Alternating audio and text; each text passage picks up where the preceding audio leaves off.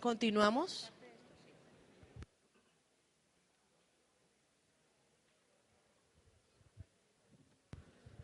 Continuamos con la audiencia. Entonces seguimos con Liz Angélica Herrera de Aseo Capital. Sí, buenos días. Mi nombre es Liz Angélica Herrera, del área de investigación y desarrollo de Aseo Capital. Voy a pronunciarme en algunas observaciones y adicionales están contenidas en el documento radicado. La primera es sobre el pago de la interventoría del relleno sanitario. En una de las respuestas, en la pregunta 81, la respuesta 81 del documento, dice textual: se informa al observante que se efectuará el ajuste de la redacción referida a la forma del pago de cada uno de los concesionarios, en el sentido de excluir la remuneración de la interventoría del relleno sanitario. Una vez revisado el pliego, en el numeral 1.12.1, no se encuentra concordancia con la respuesta. Nos procedemos pues a solicitar aclaración de la exclusión del pago de la responsabilidad de la interventoría del relleno sanitario. El segundo es sobre la presentación, la obligatoriedad de presentación de los estudios previos en la selección de vehículos. En la pregunta 98 dice textualmente: se elimina el numeral 333710 y se aclara que dichos estudios deberán ser entregados durante el periodo de transición. Nuevamente, al revisar el pliego, encontramos que este requisito continúa siendo vigente para la presentación y habilitación de la oferta técnica. El siguiente tema es la reversión, lo que hace referencia a la reversión de la base de operaciones. La pregunta 114 establece que la base de operaciones no será objeto de reversión, pero en el reglamento técnico, en el numeral 21, sigue apareciendo esta obligatoriedad. Solicitamos pues se aclare si es o no es objeto.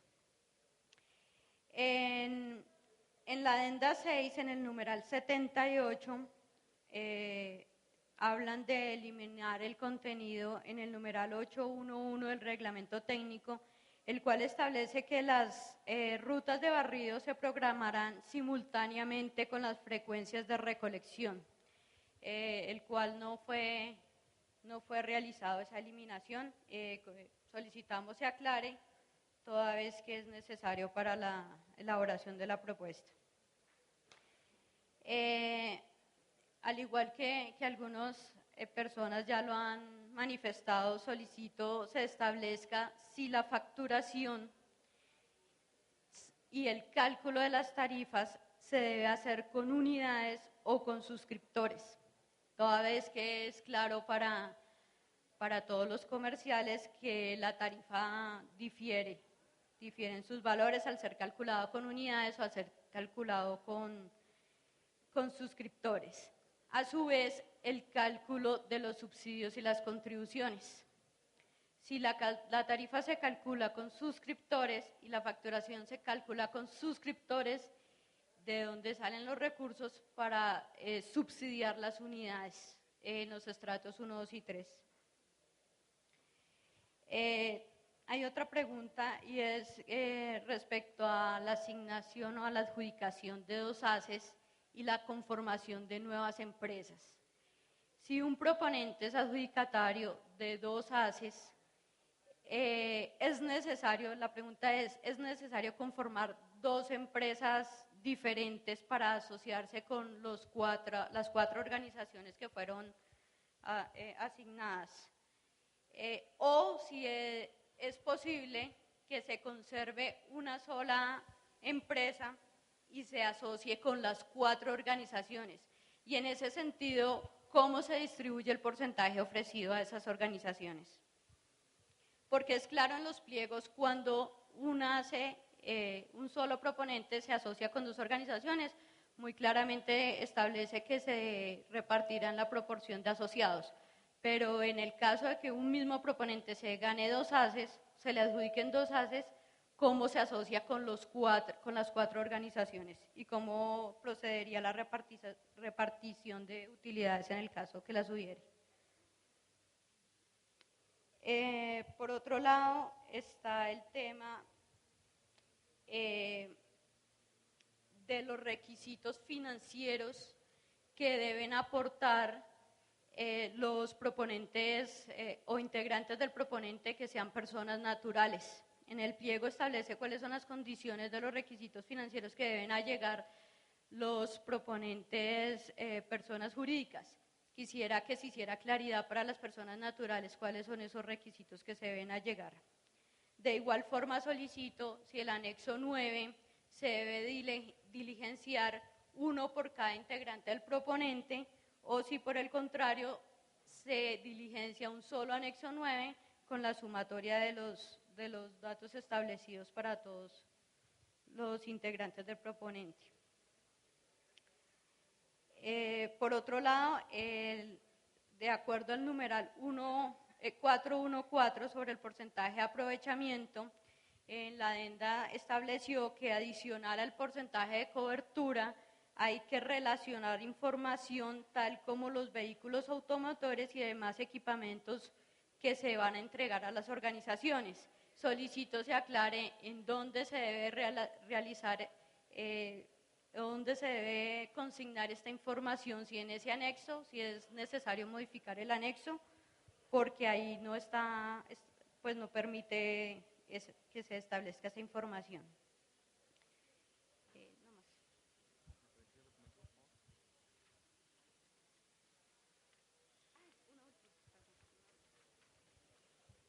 Y una última observación que ya se había hecho, pero no hemos obtenido respuesta, y es que en el anexo 12, donde se relaciona la experiencia, en el formato, específicamente en el formato de la experiencia de barrido y en el formato de número de habitantes y usuarios, en el estado actual del contrato, entre paréntesis, solamente aparece terminado, diéndose a entender que la experiencia para barrido y para número de usuarios o habitantes debe ser avalada por un contrato terminado, que difiere con la experiencia general y la experiencia en recolección y transporte, que sí permite y da la opción que el contrato se encuentre en ejecución o que ya esté terminado. Entonces solicito se aclare para esos 2 formatos. Muchas gracias.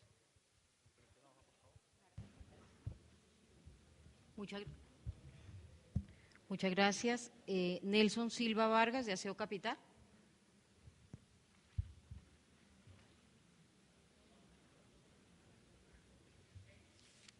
Buenos días a todos. Son preguntas técnicas, son pequeñitas realmente. Necesitamos que nos aclaren si los vehículos de 10 yardas que están mencionando como transporte mínimo al sitio de disposición final tendrán ingreso al relleno sanitario. Por favor, no nos remitan al reglamento técnico del relleno sanitario. Adicionalmente, en el tema de barrido mecánico, se establece un anexo específico para estas vías, que en el mejor de los casos yo pensaría un 30% son posibles de barrer con este sistema. ¿Por qué? Por el estado actual en el que se encuentran estas vías, por las pendientes, por las cunetas con las que cuentan estas vías. Y adicionalmente nos dicen que cuando el concesionario lo considere y lo pueda justificar ante la interventoría, puede pasar vías a ser barridas al turno día. Es decir, que solamente después de que sea concesionario podemos modificar el tema de las vías que nos están exigiendo como barrido única y exclusivamente en el turno noche. Entonces se solicita que por favor se revisen el tema del barrido mecánico exclusivamente en la noche y adicionalmente que como proponentes se puedan dejar vías para barrerse en el turno día. La última es básicamente que nos están exigiendo microrutas especiales para vías principales. Ya hemos preguntado en varias ocasiones qué son vías principales y nos dicen que no deben ingresar a ninguno de los sectores, no pueden entrar a ninguno de los barrios, son exclusivamente para la vía. La pregunta es la siguiente: Si el vehículo no se llena, no colma su capacidad en la vía principal, necesitamos que nos aclaren si después de haber hecho la vía puede ingresar a colmar la capacidad en un sector o en un barrio específicamente. Gracias. ¿Me permite, por favor?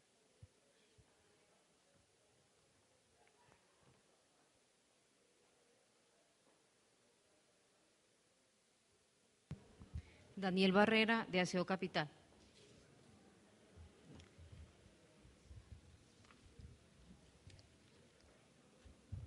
Buenos días. La pregunta es enfocada a la parte técnica del sistema de pesaje. En la última publicación de los pliegos, pues hicieron un cambio respecto a esto en cuanto a los sistemas de pesaje deberían ser de clase 3 de precisión. Y en ese punto habla de que las calibraciones registradas deberán ser realizadas con pesas certificadas por un laboratorio debidamente acreditado como miembro de la red metrológica de la Superintendencia de Industria y Comercio o por un Instituto Internacional de Metrología reconocido por la SIC. Mi pregunta o observación va enfocada al siguiente aspecto. Una vez se tengan unas pesas certificadas por un proveedor, unas pesas certificadas por un instituto que esté acreditado ante la Superintendencia de Industria y Comercio, ¿esas ajustes y calibraciones pueden ser realizadas por el operador o se requiere de un instituto que esté acreditado ante la SIC para que haga esas calibraciones? ¿Por qué hago referencia a esto? Porque esas calibraciones de esos sistemas tienen unos costos altísimos y que no estaban contemplados hasta el día viernes que fueron publicados estas observaciones. Entonces, mi observación va enfocada a que aclaren si esas calibraciones y ajustes las puede hacer el propio concesionario. Gracias.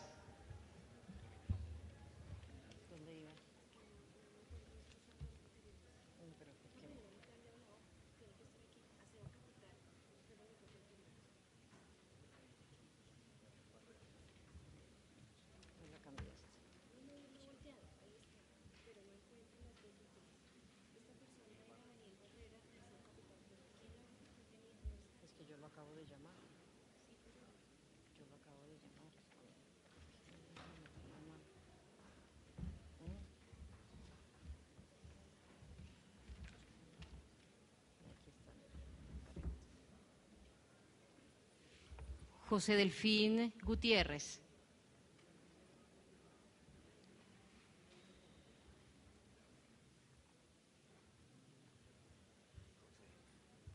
Muy buenos días. Doctora, lo que pasa es que el señor José Delfín no está, pero hay más delegados y queremos, para no ampliarnos, pues de una vez dar el punto. ¿Cuál es su nombre? William Mario Pareja Gómez. No está inscrito, señor William. Sí, señora. Está Ismael Ducuara, Dilsa Tobar. Sí, aquí está la señorita Ilsa, si gusta, pues. Luz Marina Cuta. Alba Vanegas. Sí, señora. José Vicente. Fuenaltras La Viña. Hasta ahí vamos. Luego le correspondería a Ángela Marcela Peña. Cuando le corresponda, sí, señor. Bueno, si usted perfecto. está inscrito, cuando le corresponda, puede intervenir. Muchas gracias. Perdón. Ángela Marcela Peña.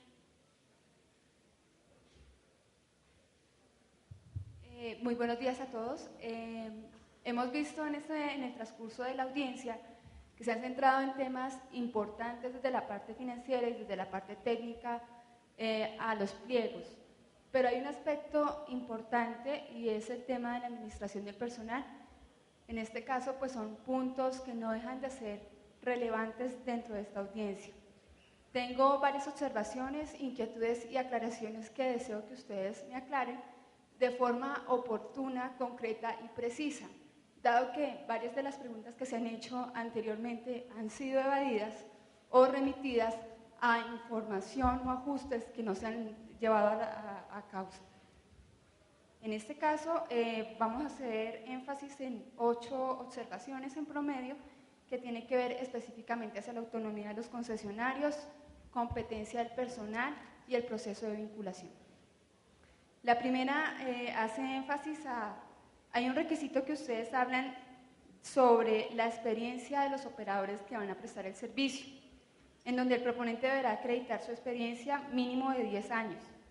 Por lo tanto, pedimos a los presentes que aspectos como la estructura organizacional y sus niveles, las descripciones y perfiles de cargo y sus funciones, las competencias del personal, hablando de educación, formación, experiencia y habilidades, requisitos de ingreso como la aprobación de pruebas psicotécnicas, sexo y edad, los requisitos como aplicación de exámenes médicos según cargo, la formación en el trabajo de altura de acuerdo al cargo a la resolución 3673 del 2008 y los lineamientos del SENA, la periodicidad y duración de las capacitaciones a suministrar de acuerdo al cargo y sus necesidades, y los requisitos del sistema integrado de gestión, en este caso que es un requisito de la licitación, y la cantidad del personal para coordinación, supervisión en los procesos del área operativa y el área de gestión social y el proceso de vinculación sean autonomía de los concesionarios, sin que esto de una u otra forma afecte los estándares de calidad que están estipulados en los pliegos y que se alineen o estén enfocados bajo lineamientos de las normas legales colombianas. En caso de que ustedes nos den una respuesta negativa a esta solicitud, solicitamos nos respondan de forma clara, concreta, precisa y oportuna las razones argumentativas a cada uno de los puntos expuestos anteriormente. La segunda pregunta en este caso viene con respecto al tema de la vinculación del personal.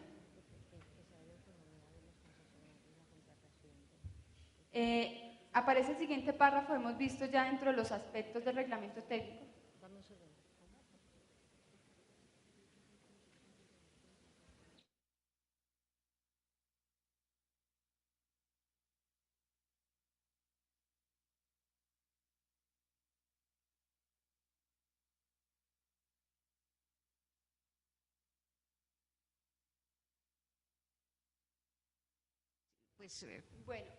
Con respecto, hay una restricción que ustedes dicen que las contrataciones del personal tienen que hacerse de forma directa, de ahí que se evita la subcontratación o manejo de empresas temporales. Se ha visto en este caso, ahí era la siguiente pregunta a la que iba, donde hay reconocimiento por parte de la ley que permite que las empresas temporales bajo ciertos criterios de acuerdo, se pueda subcontratar la gente. Si usted se está refiriendo es a la condición del pliego para que la contratación del personal se haga de manera directa. Sí, ustedes, no es un requisito que la contratación de personal sea directa, pero la ley reconoce a las empresas temporales la contratación bajo ciertos aspectos como el cubrimiento de vacaciones, de alta productividad, donde las empresas como tal, en su autonomía y en su libre derecho, pueden optar por esta modalidad de contratación. Gracias. Esta es una de las preguntas que estamos planteando también para que sea dentro de la autonomía del concesionario.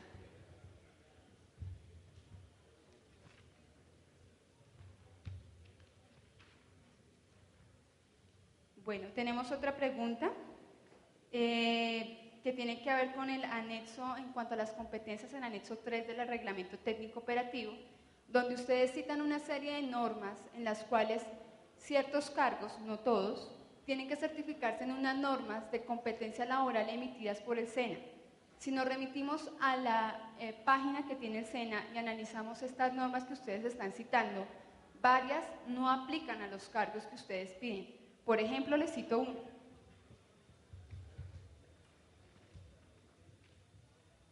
Para el cargo de supervisor ingeniero forestal, hay una norma que dice recoger los residuos sólidos de acuerdo con las normas establecidas. Si yo voy a certificar este cargo, me implica que un profesional tenga que desempeñar una labor para la cual no está siendo contratado. Entonces, sí se necesita evaluar este tipo de requisitos porque son condiciones que no son aplicables para algunos cargos. Vamos a otra. Bueno, vamos a mirar otro tema que tiene que ver con los mismos requisitos que ustedes están pidiendo con respecto al manejo del personal. En este caso nos remitimos a la Declaración de los Derechos Humanos en el artículo 23, donde dice que toda persona tiene derecho al trabajo y a la libre elección de su trabajo, a condiciones equitativas, satisfactorias de trabajo y a la protección contra el desempleo, y que la Constitución Pública de Colombia dispone en su artículo 25 que el trabajo es un derecho y una obligación social y goza en todas sus modalidades de la especial protección del Estado. Toda persona tiene un trabajo en condiciones dignas y justas. Si les cito, hay otros elementos, que es el capítulo 1 de los derechos fundamentales y la ley 931 del 2004, donde nos dicen que las personas, independiente de su edad, su condición, pueden optar por un trabajo. ¿A qué vamos en este caso? A que la UES en el anexo 3 tiene elementos donde dicen relacionados con el sexo, el género, la edad y la aprobación de pruebas psicotécnicas. Por lo tanto, consideramos que estos criterios se deben eliminar de sus anexos porque atentan contra el derecho a la equidad y al trabajo.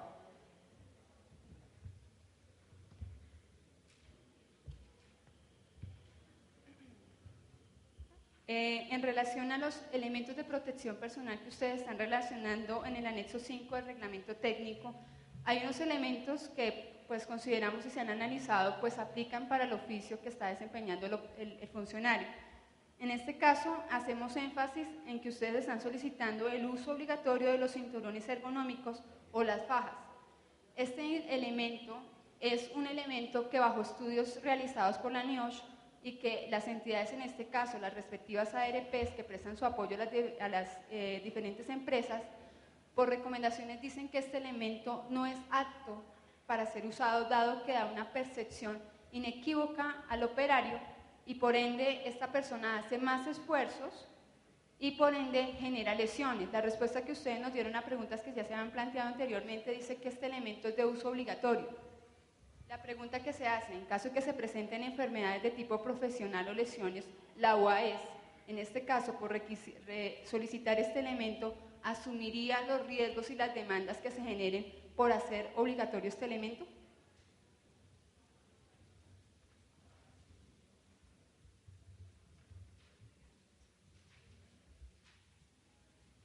Y por último, tenemos otra pregunta ya analizando sobre la parte de los censos de los recicladores.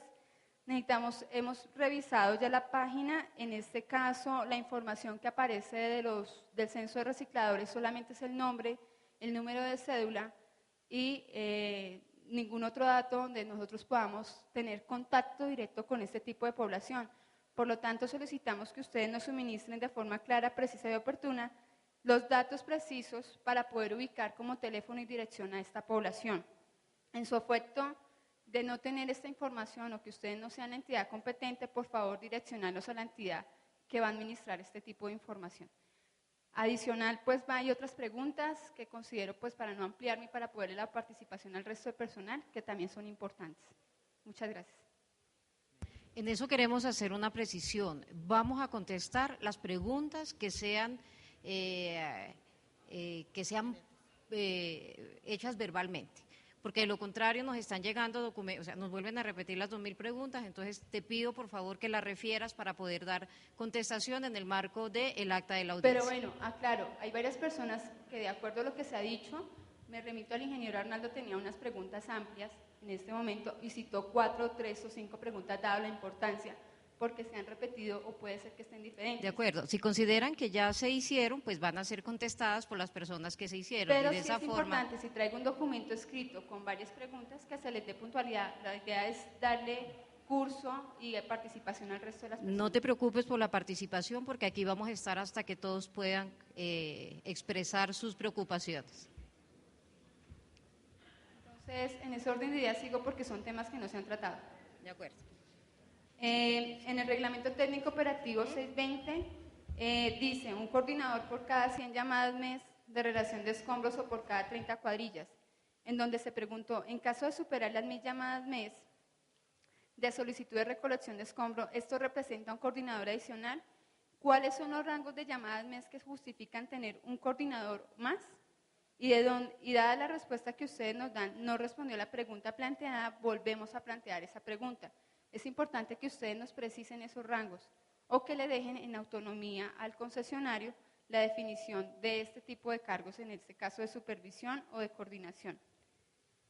Tiene que ver la siguiente pregunta con el proceso de poda de árboles.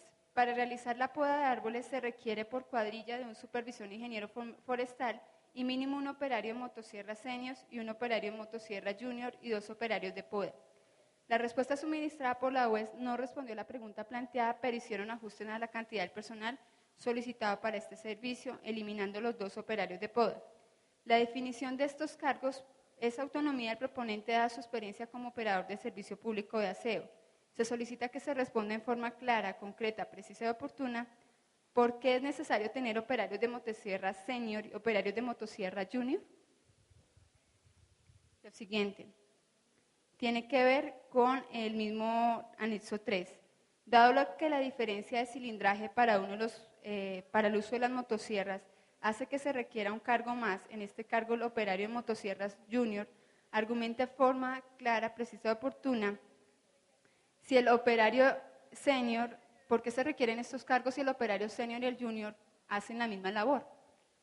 Esto teniendo en cuenta que también afecta los costos en la propuesta. Supervisores y operarios. La definición de la cantidad de personal administrativo en la parte de gestión social en el proceso de supervisión y coordinación solicitada por la UES, solicitamos autonomía del proponente dada la experiencia que este está pidiendo.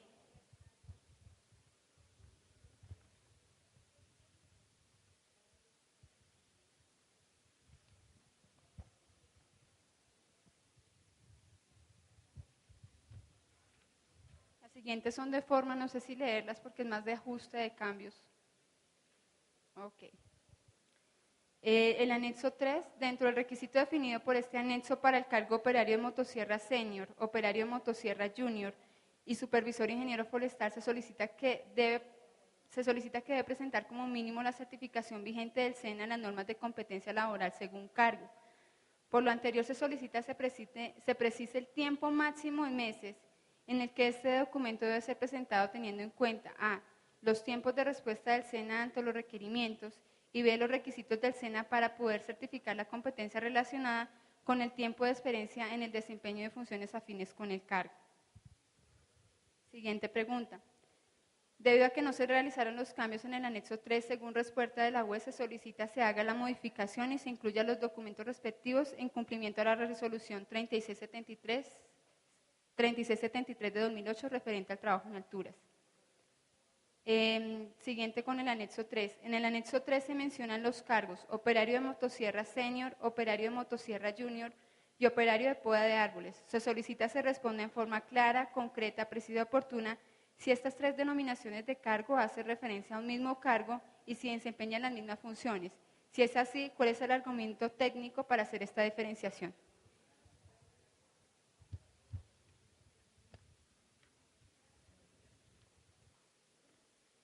Siguiente. Analizando el resumen de los cargos en el anexo, se evidencia que la información que tiene el ítem no precisa, toda vez que no se escriben las funciones a desempeñar por cada cargo. Por lo tanto, se solicita permitir que la definición de las competencias de los diferentes cargos sea autonomía del proponente dada su experiencia como operador de servicio público de aseo, siempre y cuando no se afecte la prestación de servicio y cumpla con los requisitos contractuales. Siguiente pregunta. Siguiente observación. Ustedes hacen referencia dentro de los pliegos al anexo 7 y al anexo 3 dentro del reglamento técnico operativo. Se evidencia que estos 2 anexos son los mismos. Entonces se solicita que se suprima uno del otro. En los reglamentos técnicos en ningún momento hacen referencia al anexo 7 que está en los pliegos.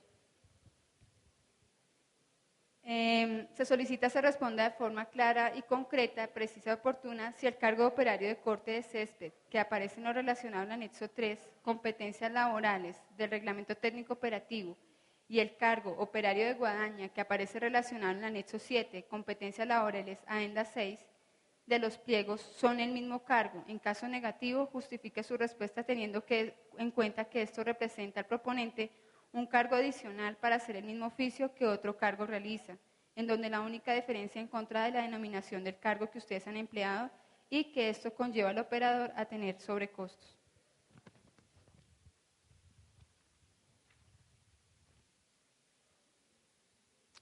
Ahí, con respecto al tema de las competencias, está la norma 2802-01-11-7 del SENA de competencias laborales.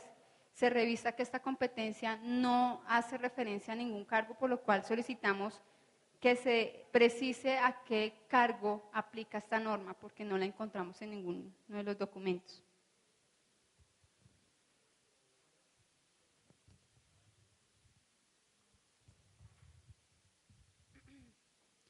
Citando el resumen del cargo del operario de corte de césped, el cual dice: responder por la limpieza, recolección y embolsado de todo material generado por el corte de césped, y analizando la experiencia requerida para este cargo, la cual se cita a continuación,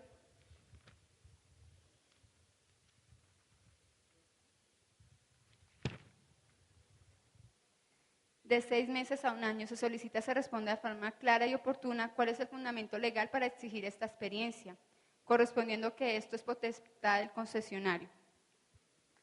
Siguiente, revisando requisitos de educación, conocimientos relacionados en todos los cargos del anexo 3 del reglamento técnico operativo, competencias laborales, se solicita que este criterio esté a potestad de la empresa prestadora de servicio público de aseo, ya que es una empresa privada con base en su conocimiento y experiencia técnica y operativa y que debe garantizar la calidad del servicio.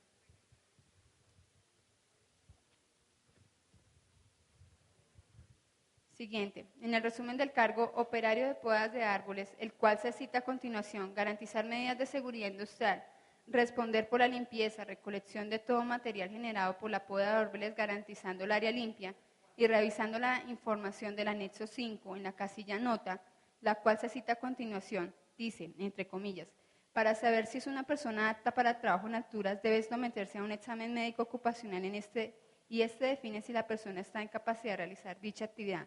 Se solicita se elimine esta nota, dado que para esta labor de limpieza, recolección de todo material para la poda de árboles, no se requiere examen médico conforme a lo establecido en la resolución 3673 del 2008.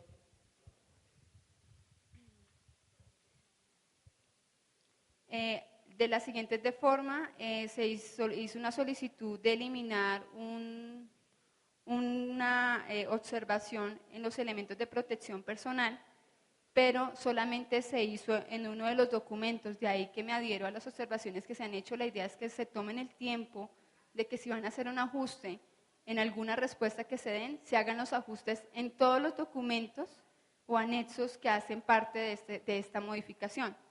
Entonces, por ejemplo, cito. ¿Se va a referir exactamente a la modificación que no se hizo? Sí, se hizo en una parte, se hizo solamente en el 8.5 y tiene que hacerse en otros documentos adicionales. Entonces, esa es la ampliación. Gracias.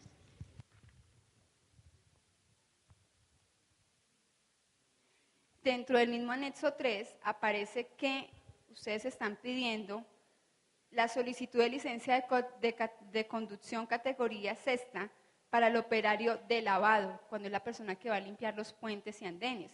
Entonces necesitamos que nos argumenten por qué este requisito si resulta totalmente excesivo para una persona que no opera ningún vehículo. Siguiente, argumenta la solicitud de capacitación en técnicas para realizar el corte de césped para el cargo de operario de corte de césped, ya que éste no va a realizar el corte como tal. Va a ser la persona que apoya la labor de corte de césped.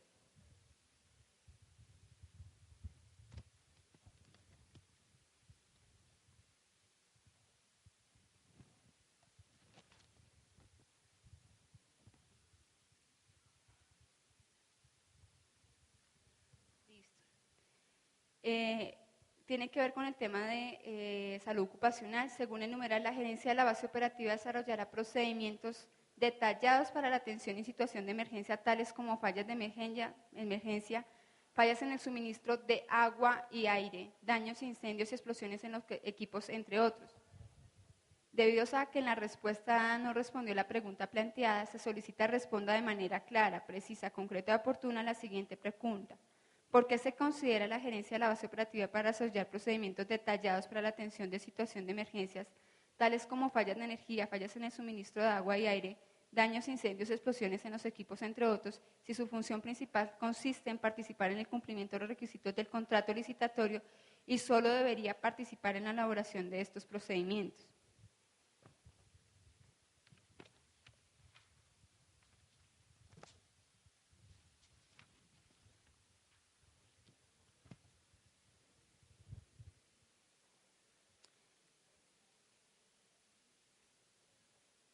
Bueno, dentro de la parte de seguridad también industrial, hay una parte donde ustedes hablan fallas en el suministro de aire, ¿a qué se refiere? Necesitamos que ustedes precisen este tema porque no sabemos si se están relacionando a un sistema de aire acondicionado o aire de compresores u otros pues, que hacen parte del equipamiento de la base de operaciones.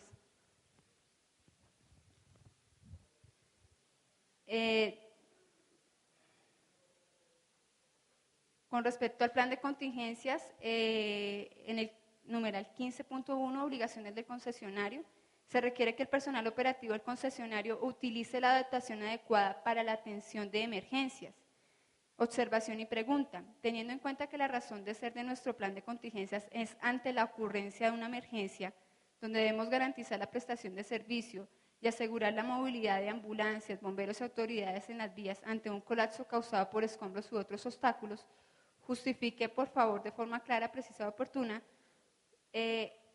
la solicitud en el reglamento con dotación adecuada para atender a emergencias. Si frente a una emergencia los operarios van a tener su ropa de trabajo y los elementos de protección personal propios a su labor.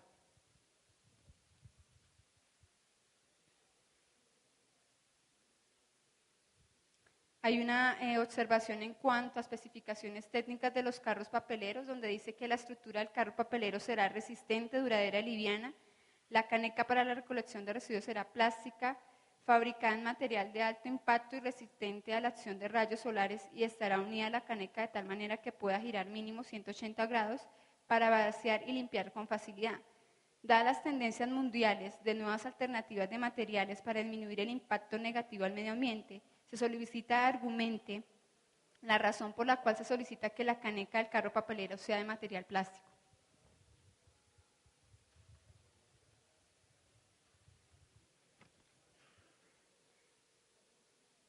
En el momento de desarrollar labores de limpieza de vías, puentes afines que afectan la movilidad y funcionario del sistema masivo de transporte, ahí necesitamos como ampliar una información. Solicitamos a qué entidades se debe informar cuando este tipo de servicio se preste y cómo nosotros debemos comunicarle a este tipo de entidades.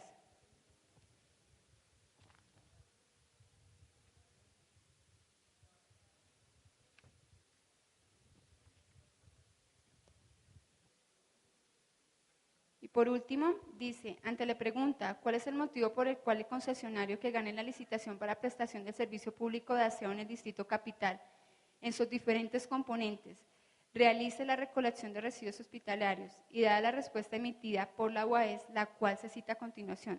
Ustedes nos responden, no, la licitación no incluye la prestación de servicios de servicios hospitalarios. Sin embargo, cuando miramos la matriz de EPPs, siguen apareciendo EPPs para este servicio hospitalarios y adicional, en el numeral 33 del capítulo 13 del Reglamento Técnico Operativo, dicen que el sistema de gestión integrado debe tener el alcance para cubrir el servicio hospitalario. Entonces solicitamos que esto se elimine del documento. Muchísimas gracias, por la idea era ampliar información en cuanto al manejo del personal, que es bien relevante y que, como empecé desde el aspecto de autonomía de la organización, son aspectos donde vemos que no hay claridad y que para practicidad y teniendo en cuenta la experiencia técnica de los diferentes concesionarios, pues pueden estar a potestad de cada uno de ellos sin que esto afecte la calidad y la prestación del servicio. Muchas gracias.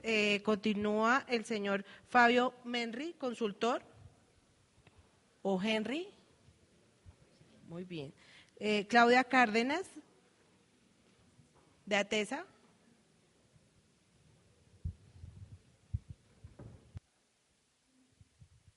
Buenos días. Me voy a referir a algunos temas comerciales regulatorios que aún la unidad no ha respondido satisfactoriamente o aún no ha respondido cabalmente a nuestras preguntas. La primera es con relación al primer metro cúbico de escombros. Entonces, a diferencia de lo que ha señalado la unidad, la CRA mediante oficio 4317 del 21 de junio del 2011 señaló que el costo de recolección y transporte del primer metro cúbico de escombros no está incluido en la metodología tarifaria de la resolución 351 del 2005.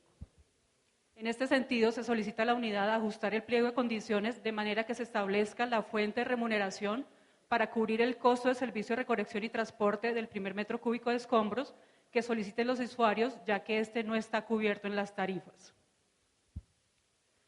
La unidad ha reiterado que el sitio de disposición final es Doña Juana o el que ella indique, basada en el hecho de que es el único sitio que existe en la actualidad.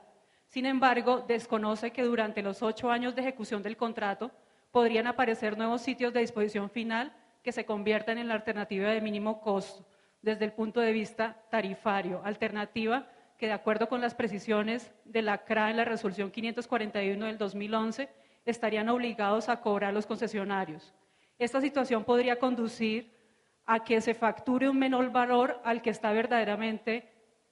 verdaderamente se incurra por el hecho de estar obligados a disponer en Doña Juana.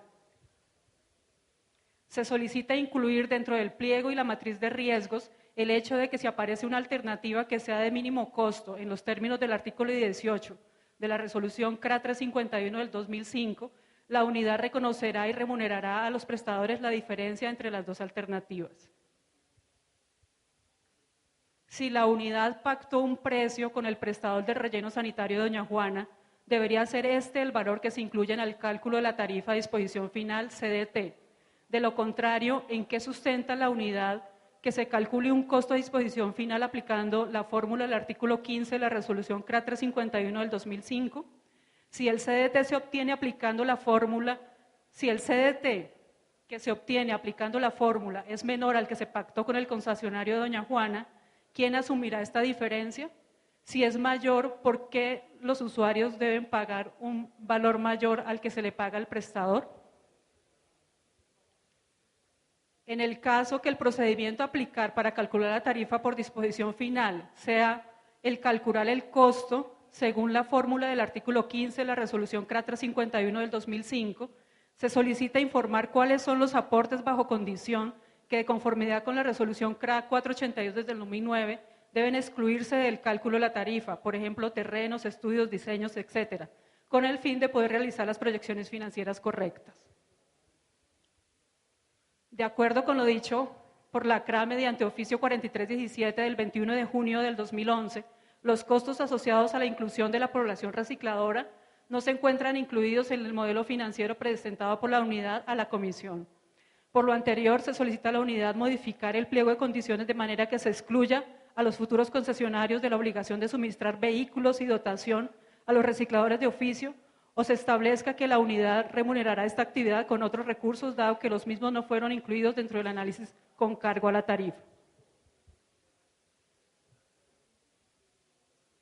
En la respuesta a las observaciones, la unidad señala que la poda de árboles no será pagada por el usuario que la solicita, por lo cual no se requiere vigencias futuras ni disponibilidad presupuestal, dado que se sufragará con cargo al pago que realiza el usuario que la solicita. Sin embargo, el único usuario de esta actividad de poda de árboles en vías y áreas públicas es la unidad en términos del decreto 1713 del 2002, por lo cual es la unidad quien debe demostrar que cuenta con los recursos para cumplir con el compromiso de pagar este servicio.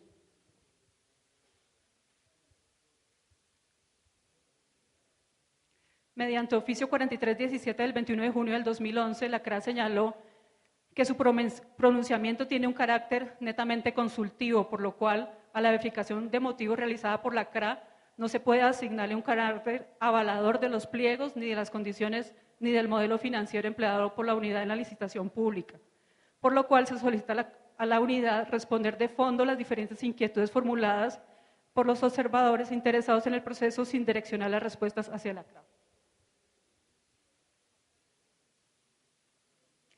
En las obligaciones contractuales es claro que una de las principales obligaciones es el coste de césped, por lo cual resulta obvio que dentro de los criterios de selección debería tenerse en cuenta ese componente del servicio, así como se tiene en cuenta la experiencia para otros componentes del servicio como la recolección y el barrido.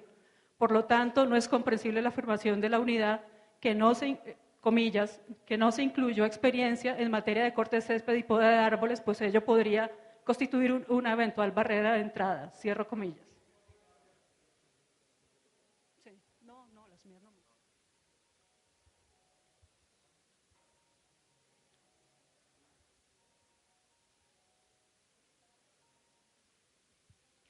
Sobre la adenda número 2 tenemos las siguientes observaciones.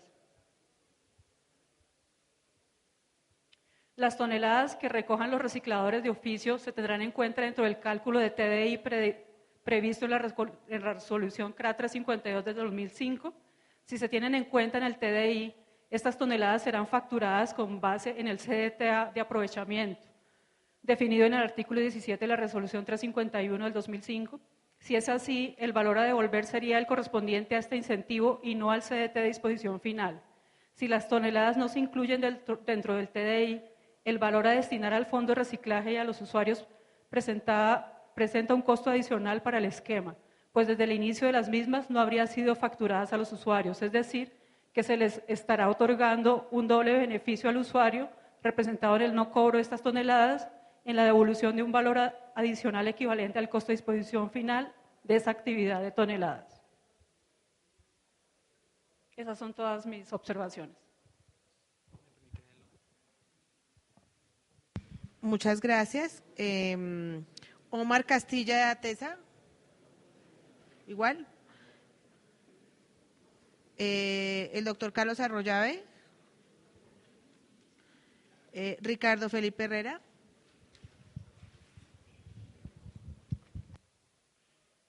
Gracias, señora directora. Nuevamente, ya buenas tardes para todos. Reitero, mi nombre es Ricardo Felipe Herrera, de Herrera Cardoso Asociados, y intervengo como asesores de Atesa S.A.E.S.P.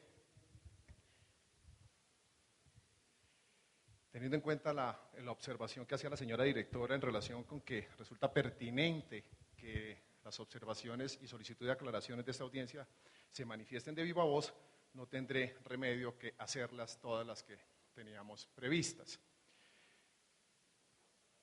Respetuosamente, señora directora, una vez revisadas las respuestas dadas a las observaciones que presentáramos en su oportunidad y revisados los ajustes al pliego de condiciones definitivos y anexos respectivos, nos permitimos efectuar las siguientes solicitudes de aclaraciones en aras de que se haga la debida claridad sobre las condiciones de la licitación. Sea el momento para manifestarles que esperamos respuesta directa, concreta, a lo planteado en el presente, para lo cual hacemos uso del derecho constitucional de petición, adicionalmente al propio que nos asiste como interesados en la presente licitación, en lo que la audiencia de aclaración que nos ocupa y que consagra el Estatuto General de la Contratación de la Administración Pública, de forma tal que aquellas solicitudes y observaciones que no resulten debidamente resueltas en la audiencia de aclaraciones, en el día de hoy, solicitamos que nos sean contestadas por escrito y con la antelación suficiente para poder ajustar nuestra oferta, tal y como lo prevé el pliego de condiciones. Hacemos esta respetuosa previsión en la medida en que desde la misma etapa de las observaciones al proyecto de pliego de condiciones y anexos, lamentablemente no son pocas las respuestas que la unidad en las que evade las mismas, evade las interrogantes, o se dan apreciaciones muy generales o incluso en otros casos se omiten. Comprendemos que las solicitudes y observaciones que presentemos no son de obligatorio de recibo por parte de ustedes, pero a lo que sí tenemos derecho es que a que nos den la debida justificación a la negativa de aceptarlas, lo que lamentablemente se omite en aspectos estructurales de la licitación en no pocas ocasiones. En atención a lograr metodológicamente un orden adecuado para la presentación de las observaciones y solicitud de aclaraciones, haremos una clasificación por temas así. En primera instancia haremos referencia a algunas observaciones que presentáramos en su oportunidad y que siguen sin respuesta y justificación concreta a lo preguntado. Y en una segunda instancia haremos referencia a nuevas solicitudes de aclaraciones que surgen de la revisión de los ajustes efectuados al pliego definitivo, a sus anexos y a los documentos de respuesta de otros proponentes. Primero, en cuanto a las observaciones presentadas por Atesa S.A. en su oportunidad, tenemos las siguientes solicitudes de aclaraciones. Haremos referencia en el mismo orden de observación del documento que presentáramos en aquella oportunidad. Observación 1. ¿Cuál es la razón técnica y frente al objeto a contratar por la cual la unidad define en el pliego de condiciones numeral 3331, referido a experiencia como operador de servicios públicos de aseo, que el proponente deberá acreditar una experiencia como tal de no menos 10 años contados a partir de la fecha de cierre de la presente licitación? Desestimando sin explicación alguna la propia experiencia ya adquirida por las empresas de servicios públicos que actualmente son contratistas de la unidad y que fueran constituidas, por lo menos 3 de ellas, con tal propósito en su oportunidad por solicitud de aquella. En la respuesta, la unidad se limita a señalar que esas son las condiciones de la licitación y que se opte por la propuesta plural, pero no da respuesta a la observación, la cual se reitera. Llamamos la atención en el sentido de que la UES ha tenido posturas contradictorias al respecto, pues en la respuesta dada a nosotros, en la página 209 del documento Respuesta a Observaciones Proyecto Pliego de Condiciones 2, se indicó que la unidad aceptaba modificar el pliego teniendo en cuenta que la experiencia exigible es de 7 años, pero ahora se retracta y se sostiene en mantener tal restricción sin ninguna justificación o explicación al respecto.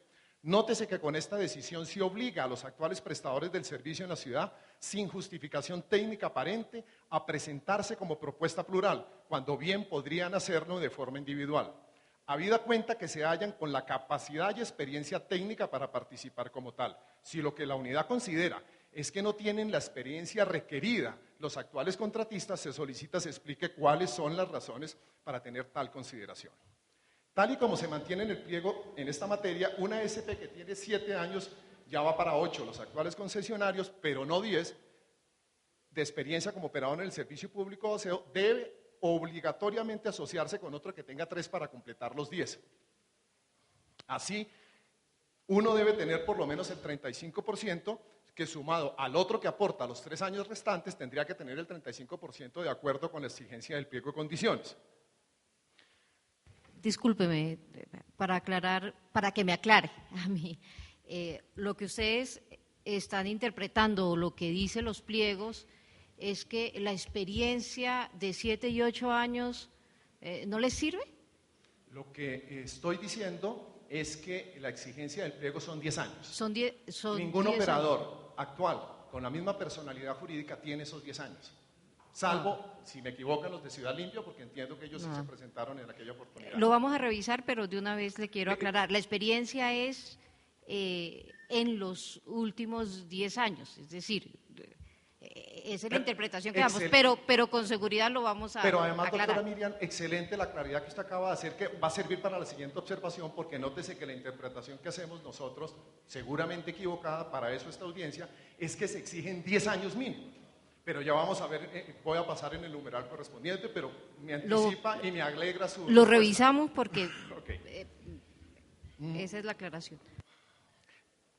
Si la línea de interpretación correcta es la nuestra, solicitamos se reconsidere la experiencia de los 10 años y se acepte la experiencia de 7, como ya lo había hecho la unidad en las respuestas al proyecto de pliego de condiciones.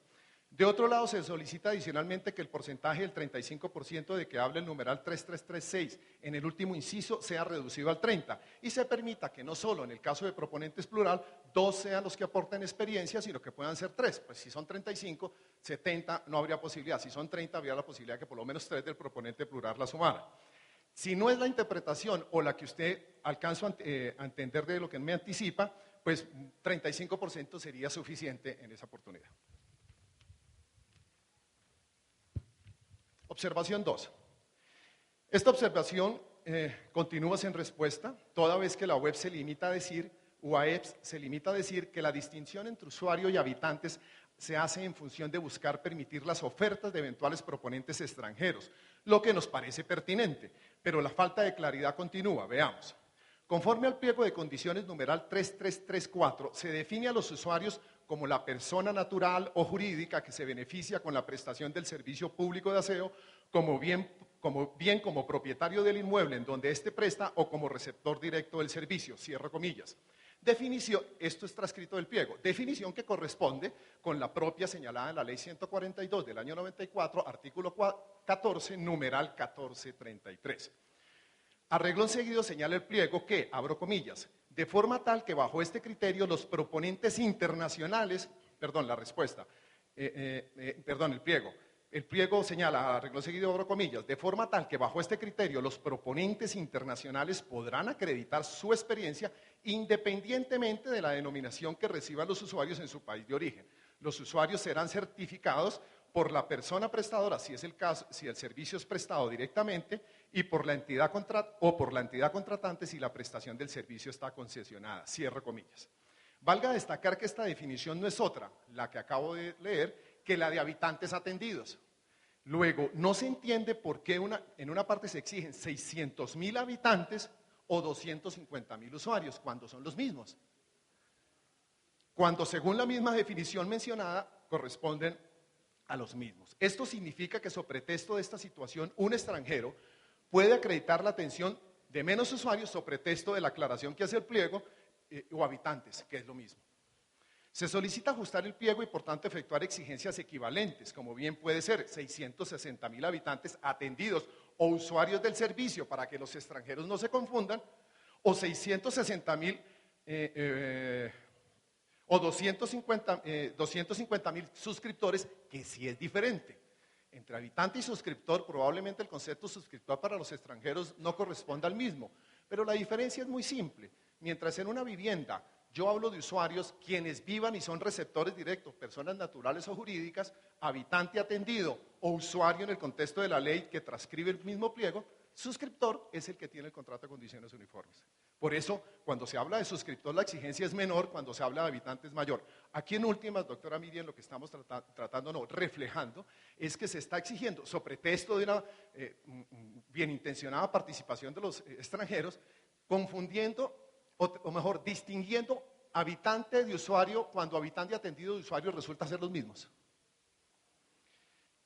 En cuanto a la certificación de tal información, es preciso también efectuar el ajuste respectivo, pues como se habla en el pliego de usuarios, cuando se habla en el pliego de usuarios, que ya vimos es lo mismo que habitantes atendidos, se indica que los mismos serán certificados por el prestador directo, o si media contrato, y resalto eso, de concesión por la entidad contratante.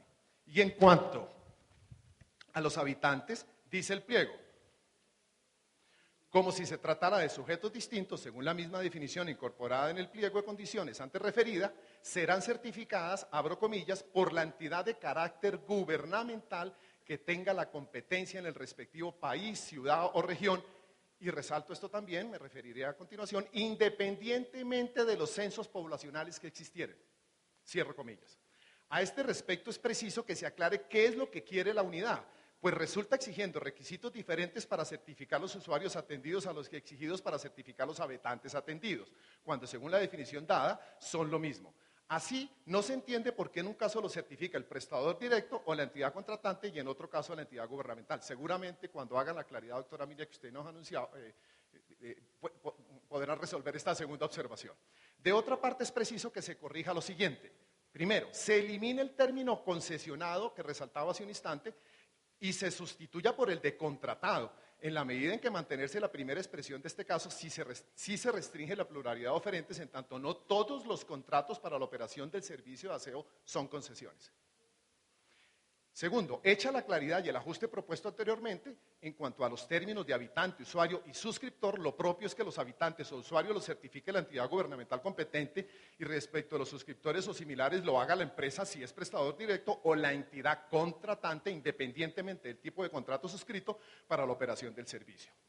Se solicita mismo se aclare qué significa la expresión abro comillas, independientemente de los censos poblacionales que existieran, cierro comillas, lo que da a entender que en el caso de Colombia las certificaciones del DANE, que se basan en sus estadísticas y en los censos que la misma elabora y que proyecta y que está habilitado legalmente para certificar población con base en sus estadísticas y proyecciones, y que los censos no aplican. Nos da esa preocupación, por eso solicitamos que se aclare independientemente de los censos. Por ello se pregunta, si no es el DANE, ¿cuáles son las entidades competentes en Colombia que mencionan en el pliego como tales o como competentes? Baste decir que la unidad ha sido muy difusa en responder esta situación y se ha limitado a decir, en el caso de Colombia, que si es el DANE, lo coloca a manera de pregunta, competente para la certificación, pues que la certificación venga del DANE. Pero que si es otro el competente, pues que venga del otro competente.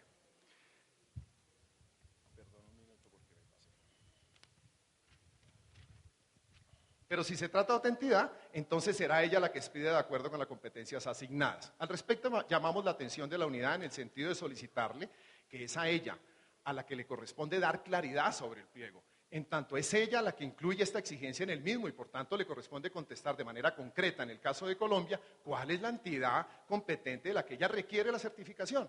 La confusión de la respuesta hay muchas, pero baste mirar la respuesta a la pregunta presentada por Yolanda Cepeda, observación 96. Sobre esta misma experiencia sigue también sin responderse y mucho más sin justificarse técnicamente, en nuestra opinión, la falta de coherencia en lo relacionado con la exigencia según la cual en materia de usuarios o habitantes se puede acreditar la exigencia con